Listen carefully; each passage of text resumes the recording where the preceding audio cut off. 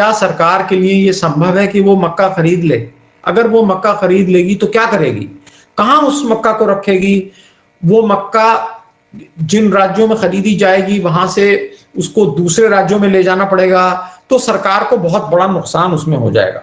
इसी तरीके से अगर हम बाकी कमोडिटीज की भी बात करें, वो चाहे बाजरा हो, चाहे रागी हो, और जो 22 कमोडिटीज है जिसका एमएसपी डिक्लेयर होता है, तो सरकार के लिए मैं बिल्कुल साफ तौर पे ये बात कह सकता हूं, ये संभव नहीं है कि सरकार सारी चीजों को एमएसपी पे खरीदे। अब लास्ट पॉइंट ये है कि मान लिया कि सरकार सब चीजों को एमएसपी पे नहीं खरीद सकती, तो साहब किसान क्या करे?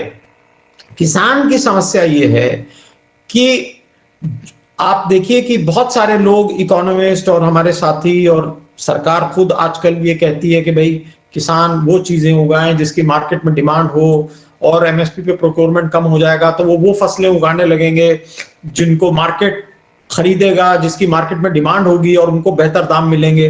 किसानों का कहना यह है, और मैं किसानों से पूरी तरह सहमत हूं, कि साहब हमको वो तरीका बता दीजिए, आप हम वो फसल हमें बता दीजिए जिसका उचित मूल्य हमको बाजार से मिल सके।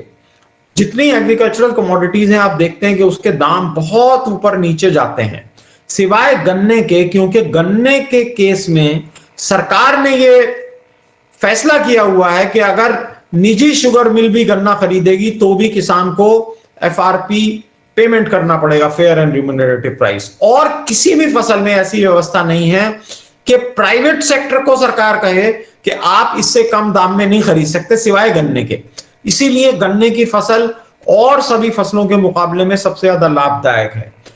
तो सवाल ये उठता है कि किसानों के इस सवाल का क्या जवाब दिया जाए कि ऐसी कौन सी फसल हम उगाएं साहब कि जिसके हमको मुनासिब दाम मिल चुके हैं।